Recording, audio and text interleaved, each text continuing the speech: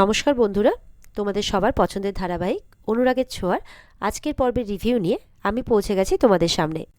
Bangla serial সমাচারে তোমাদের সবাইকে স্বাগত জানিয়ে আজকের পর্বের রিভিউ আমি শুরু করছি। গল্পের শুরুতেই তো আমরা দেখতে পাচ্ছি যে রূপা গেছে মিশকার কাছে, মানে মিশকাকে বলতে যে বলো তুমি সব কিছু করেছো, হাতে একটা কাঁচিও তুলে নিয়েছে, তুমি আমাদেরকে একসাথে থাকতে দিতে চাও না, তুমি আমাদের লাইফটা নষ্ট করে দিতে চাও, এভাবে চিৎকার করছে। মিশকা তো সমানে এমন ভান করছে যেন কিছুই জানে না, সে খুবই অসুস্থ, সে বেরোতে পর্যন্ত পাচ্ছে না, সে হসপিটালের একটা কেবিনে বন্দি, এরকমভাবে দেখানোর চেষ্টা করছে নিজেকে। বলে দেখো আমি তো নিজেই জানি না আমি এখানে কতদিন ধরে বন্দি আছি, আমি কিভাবে কি বলবো বলো তো। বলে আমি কুমারকে খুন করিনি, এটা তুমি করেছো, আর আমাকে তুমি ইনসিস্ট করেছো বন্দুকটা হাতে তুলতে। তখন বলছে তুমি কুমারকে খুন করেছো? কুমার তো একটা ক্রিমিনাল, তার মানে তুমিও ক্রিমিনাল? বলে না জানার ভান করছো না, ওখানে উপস্থিত থেকেছো তুমি অন্য ছদ্মবেশে, কিন্তু তুমি না জানার ভান করছো। কিন্তু মিশকা তো কিছুতেই মানে রাজি হবে না, স্বীকার করবে না, পরিষ্কার বলছে যে আমি কিচ্ছু জানি না রূপা এই সমস্ত ব্যাপারে, বলো আমাকে কি হয়েছে, পুরো ব্যাপারটা বলো খুলে। আর ওদিকে রূপার মা বাবা রূপাকে খুঁজতে বেরিয়েছে, সবাইকে ছবি দেখাচ্ছে। আর এদিকে যারা চিনতে পারছে না কিন্তু যাদের কাছে ভিডিও পৌঁছে গেছে আগে থাকতে, সূর্যকে তারা অপমান করছে। বলছে খুনি মেয়ের বাবা হয়ে বড় বড় কথা বলছেন, আপনি নাকি বড় ডাক্তার, আপনার মেয়ে আবার খুনি, আপনারও তো শাস্তি হওয়া উচিত, এই ভিডিও করেন আর ইনি আবার বড় বড় কথা বলছেন। সূর্য সবাইকে বলছে আমার মেয়ে নির্দোষ, সবসময় যেটা দেখা যায় সেটা কিন্তু সত্যি হয় না। কিন্তু সূর্যের কথা কেউ বিশ্বাস করছে না, আরও বিশেষ করে বেশি করে সূর্যকে অপমান করছে। এদিকে তো সূর্যের ভিডিওটাও ওদিকে সোনা ফোনে দেখতে পাচ্ছে আর তার মাকে দেখাচ্ছে, দেখো মা আমার বাবা এত বড় ডাক্তার, যাকে সবাই ভগবান মানে, তাকে আজকে সবাই কেমন করছে, কেমন করে কথা বলছে, অপমান করছে বাবা। আর ওদিকে পাতামেকেও সবাই ভুল বুঝছে, ও তো এরকমটা করেনি মা, পাতামে এরকমটা করতে পারে না, এই বলে সোনার মা দীপা সবাই কাঁদছে। এরপরে দীপা সামনে একটা শিব ঠাকুরের মন্দির দেখতে পাই, সেখানে গিয়ে ঠাকুরের কাছে প্রার্থনা করলে পুরোহিত মশাই বলছেন যে এখানে বাবা ভোলেনাথের একটা জাগ্রত মন্দির আছে, সেখানে তুমি মানে মনোযোগ দিয়ে পুজো করো ভালো মতো করে, আর বাবার মাথায় জল ঢালো, বাবা অবশ্যই তোমার মনোকামনা পূর্ণ করবেন, কারণ সেখানে বাবা জাগ্রত। তখন সেটা শুনে দিবা বলছে আমি অবশ্যই এই ব্রত পালন করব আমার মেয়েদের জন্যে। তখন সোনা বলছে মা এই পরিস্থিতিতে তুমি পারবে? বলে আমাকে পারতেই হবে। ওদিকে তো রূপাকে মিশকা বলছে যে তোমাকে আমি কি করে প্রমাণ দেব যে আমার পায়ে কোনো সার নেই, দেখবে। তখন কি করে, রূপার হাত থেকে ছুরিটা নিয়ে নেয়, নিয়ে নিজের পায়ে নিজেই মারতে থাকে, ব্লিডিংও হতে শুরু হয়। তখন এটা দেখাচ্ছে যে তার পায়ে কোনো সার নেই, সে কোনো অনুভব করতে পারছে না কোনো কিছু, অথচ তার পায়ে অনেকটাই কেটে গেছে, ব্লিডিং হচ্ছে, তবুও সে তার পায়ে ছুরি মেরেই চলেছে। রূপা বলছে এটা তুমি কি করছো? বলে দেখো এটা তুমি বুঝতে পারছো তো, দেখো তবুও আমি হাসছি, এবার তুমি বুঝতে পারছো তো যে এটা সত্যি। আর এদিকে কিন্তু রূপার আড়ালে নিজের মুখটাকে লুকিয়ে যন্ত্রণা সহ্য করতে পারছে না মিশকা, আর মনে মনে বলছে আমাকে আর কত যন্ত্রণা সহ্য করতে হবে। এদিকে বলছে রূপাকে তুমি সত্যি বলো তো, তুমি কি সত্যি কুমারকে শ্যুট করেছো? বলে না আমি করিনি। বলে কিন্তু এবার তো কেউ বিশ্বাস করবে না, কারণ তুমি এই মুহূর্তে একজন প্যারালাইজ পেশেন্টের কেবিনেও ঢুকেছো, ঢুকে তুমি তাকে অ্যাটাক করার চেষ্টা করেছো। তখন রূপা বলছে আমি কিছু করিনি। বলে এটা তো কেউ বিশ্বাস করবে না, তুমি আস্তে আস্তে একটা দাগি ক্রিমিনাল হয়ে যাচ্ছ, তোমার তো অলরেডি নামের মধ্যে একটা নাম অ্যাড হয়ে গেছে যে রূপা ক্রিমিনাল। রূপা তো এটা কিছুতেই সহ্য করতে পারছে না, সমানে না না বলে চিৎকার করে যাচ্ছে। বলছে আমি দেখো আমার হোল লাইফটা যেরকমভাবে রাস্তায় রাস্তায় ঘুরে ঘুরে পুলিশের কাছ থেকে বেঁচে বেঁচে কাটাচ্ছি, তোমাকেও ঠিক সেরকমভাবেই কাটাতে হবে, মিশকা বলছে। আর এদিকে সূর্যরা পুলিশের কাছে পৌঁছেছে যে দেখুন আপনাকে এতবার করে বলা হলো যে আমাদের মেয়েদের কাছে যেতে দিন, কিন্তু আপনি যেতে দিলেন না, এবারে ভিডিওটা দেখুন ভালো করে, কেউ একজন শ্যুট করছে, তাহলে যে এই ভিডিওটাকে শ্যুট করছে তো সে তাহলে দেখতে পাচ্ছিল যে ও গুলি করছিল, তাহলে ও আটকালো না কেন সেই মুহূর্তে, আপনিই বলুন। আর এই ভিডিওটা আপনার কাছেই বা প্রথমে এলো না কেন, এটা সোশ্যাল মিডিয়াতে কি করে ভাইরাল হলো, এতে কি সমাজের উপর খারাপ ইম্প্যাক্ট পড়ছে না, নাকি আমার মেয়ের উপরে পড়ছে না, আপনিই বলুন। এবার তো পুলিশ চিন্তাভাবনায় পড়ে গেছে, পুলিশ বলছে যে ঠিক আছে আপনি বসুন, আপনারা বসুন, আমি দেখছি, একটু সময় দিন। তখন দীপা বলছে এখনও আপনি সময় দিতে বলছেন, এখনও বলছেন যে আপনার সময় লাগবে, এখন তো পরিষ্কার বুঝতে পাচ্ছেন নিশ্চয় যে আমার মেয়েটাকে ফাঁসানো হয়েছে। এবার অফিসার দীপাদেরকে বলছে যে আপনারা একদম ঠিকই বলেছিলেন, আপনারা যেটা বলেছিলেন একদমই ঠিক, তবে আপনারা বসুন, আমি দেখছি যে কিভাবে কত তাড়াতাড়ি অ্যাকশন নেওয়া যায়। সূর্য বলছে পুলিশকে যে আপনারা এই ব্যাপারটা লক্ষ্য করেছেন কিনা, যে আপনারা একটা ভিডিওতে আমরা সবাই দেখতে পাচ্ছি যে রূপা কুমারকে গুলি করছে, কিন্তু রিপোর্টে এসেছে যে গুলিটা অনেক দূর থেকে চলেছে, তার মানে এইটা একদম ক্লিয়ার যে কাছ থেকে কিন্তু গুলিটা চলেনি, মানে রূপার বন্দুক থেকে যদি গুলিটা বেরিয়েও থাকে তাহলে সেটা কিন্তু কুমারের গায়ে গিয়ে লাগেনি, সেই গুলিটা সাইডে লেগেছে। তার মানে এটা প্রমাণিত যে রূপা খুনটা করেনি।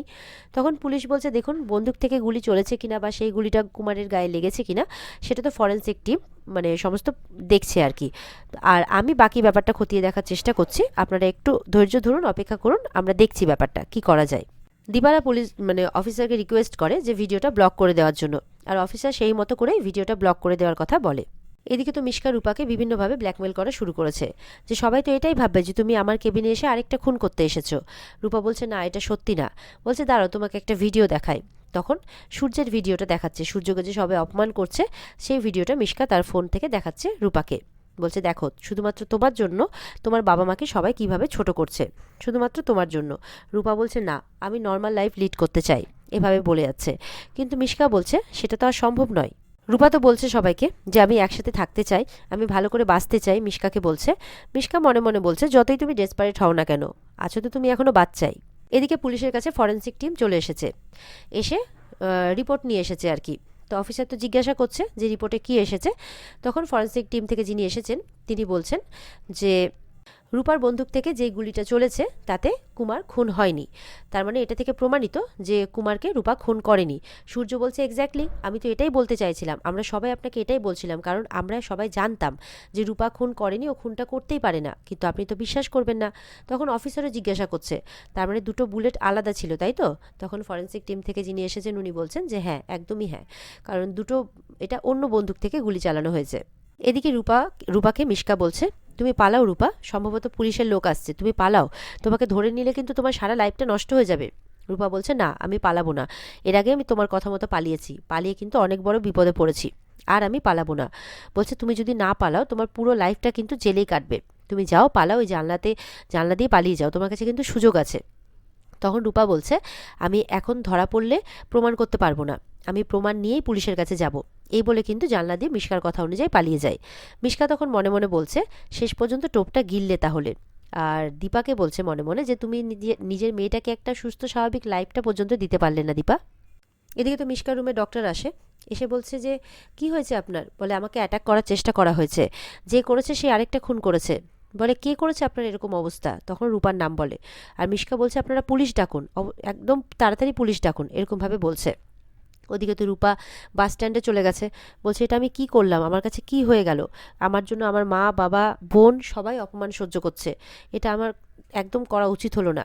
তখন কি করে, সামনে বাস দেখতে পেয়ে বাসে যখন উঠতে যাবে দেখে পুলিশ ঘোরাঘুরি করছে, তারপর পুলিশের চোখে ফাঁকি দিয়ে রূপা সেই বাসে উঠে পড়ে। আর এদিকে থানাতে দীপা আর সূর্য রূপা যে খুন করেনি সেই সত্যতা যাচাই করার চেষ্টা করছে, সেটা পুলিশকে বোঝানোর চেষ্টা করছে। এদিকে তো দীপা সূর্য সবাই যখন রূপার চিন্তা করছে তখন আরেকজন পুলিশ এসে খবর দেয় যে এবার ওকে বাঁচানোটা অসম্ভব হবে, কারণ ও মিশকা সেনের কেবিনে ঢুকে ওকে মারার চেষ্টা করেছে আর ওখান থেকেও পালিয়ে গেছে। তখন বলছে কি বলছেন আপনারা? বলে হ্যাঁ এটাই ঠিক। তখন দীপারা বলছে না এটা হতে পারে না, নিশ্চয়ই কোনো কারণ আছে। সূর্য বলছে মেয়েটা কী করছে, এরকমভাবে পালিয়ে বেড়াচ্ছে কেন? বলছে যে সামনেই একটা শিব মন্দির আছে, সেখানেই সবাই মিলে যাচ্ছে, তো আশা করা যায় যে রূপা সেখানে যেতে পারে। তখন সূর্যরা বলছে যে আপনারা কি করে বলছেন এটা? বলে সেখানকারই বাসে উঠতে ওকে দেখা গেছে। তখন সূর্য বলছে যে মেয়েটা কি করছে, এভাবে পালিয়ে বেড়াচ্ছে কেন? আমি তো বাবা হয়ে ওর জন্য সব কিছু করতে রাজি আছি, পুরো পৃথিবীর সাথে লড়তে রাজি আছি, কিন্তু ওকে তো ফিজিক্যালি এখানে প্রেজেন্ট থাকতে হবে। তখন দীপা বলছে আপনি ওকে ভুল বুঝছেন, ও পালিয়ে যাওয়ার মেয়ে নয়, ও হয়তো ভাবছে যে ওর জন্য আমরা বিপদে পড়তে পারি, ও হয়তো ভুল বুঝে পালাচ্ছে, আপনি তো জানেন যে ও এরকম মেয়ে নয়, এভাবে বলছে দীপা আর কি। ওদিকে সোনা মনে মনে প্রার্থনা করছে যে পাতা মেয়ে তুমি যেখানেই থাকো না কেন ভগবান যাতে তোমার মঙ্গল করে, তুমি যাতে ভালো থাকো। এদিকে রূপা পৌঁছে গেছে সেই মন্দিরে, বলছে এখানে এত লোকের ভিড়, এখানে কেউ আমাকে অত খেয়াল করবে না, আমি এখানে সেফ, কিন্তু আমার তো খুব খিদেও পেয়েছে, খাবার কিভাবে পাবো আমি? তখন দেখছে যে ওখানে ভোগ বিতরণ করা হচ্ছে।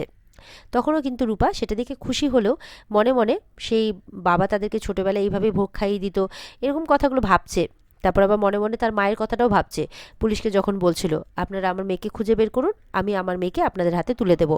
তখন রূপা ভাবছে যে সবাই তো আমাকে অবিশ্বাস করছে, এরকম ভাবছে। আর এদিকে দেখা যাচ্ছে যে সূর্য দীপা সোনা সবাই কিন্তু সেই মন্দিরে পৌঁছে গেছে রূপাকে খুঁজতে, সঙ্গে পুলিশও আছে। বলছে এখানে এত ভিড়ে আমরা আমাদের মেয়েকে কি করে খুঁজে পাবো? বলছে যে চেষ্টা তো করতে হবে, এখানে অনেক বড় এরিয়া জুড়ে মেলা বসে, আর এবারে শিবরাত্রি তো খুবই স্পেশাল, পাওয়া গেলে এখানেই পাওয়া যেতে পারে, একটা চান্স আছে। সোনা বলছে যদি পাওয়া না যায় তাহলে আমরা কি করব? তখন দীপা বলছে পাওয়া যাবে, অবশ্যই পাওয়া যাবে। সূর্য বলছে যে খড়ের গাদায় সূচ খোঁজার মতো অবস্থা হয়েছে। দীপা বলছে তাই হোক, কিন্তু আমরা আমাদের মেয়েকে না নিয়ে কোথাও যাব না, এখানে আমাদের মেয়েকে পাওয়া যাবে, এই বলে ঠাকুরের কাছে প্রার্থনা করতে থাকে। আর এখানে আজকের পর্ব শেষ হয়ে যায়। তো বন্ধুরা, এই ছিল আজকের পর্বের রিভিউ। আশা করব তোমাদের ভালো লাগবে।